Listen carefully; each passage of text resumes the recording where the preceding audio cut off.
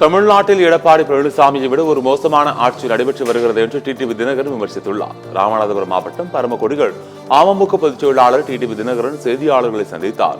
அப்போது பேசிய அவர், ஜெயலலிதாவின் தொண்டர்கள் அனைவரையும் ஒன்றிணைத்து தேசிய ஜனநாயக கூட்டணி மூலம் திமுகவை வீழ்த்த வேண்டும் என்று கூறினார். திமுக அரசு மீது மக்கள் வெறுப்பான நிலையில் உள்ளனர். திமுக ஆட்சியை முடிவுக்கு கொண்டு வருவதற்கு சரியான மாற்று சக்தி தேசிய ஜனநாயக கூட்டணி தான் என்றும் கூறினார். தமிழ்நாட்டில் எடப்பாடி பழனிசாமியை விட ஒரு மோசமான ஆட்சி நடைபெற்று வருகிறது என்றும் விமர்சித்தார்.